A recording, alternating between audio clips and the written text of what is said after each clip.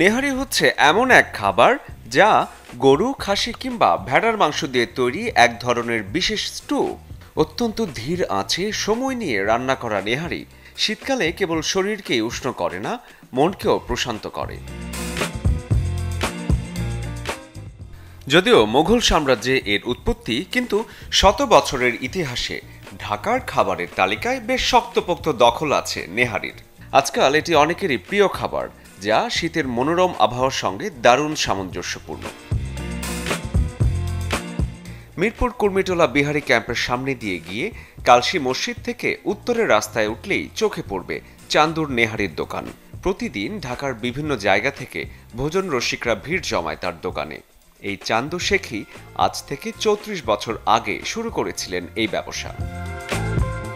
৩৪ বছর আগে থেকে দোকান খোলা হয়েছে। ওখানকার লুচি আছিল 2 টাকা, আর নেহারি আছিল, নলি আছিল 8 টাকা, খুরা ছিল 3 টাকা।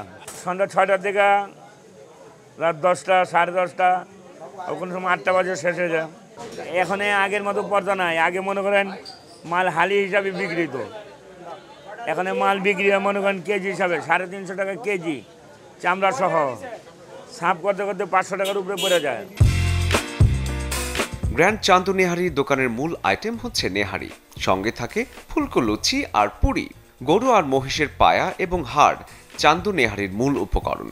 বিকেল থেকে দোকান খোলা হলেও মূলত সন্ধ্যার পর জমে ওঠে নেহারি খাবার আয়োজন।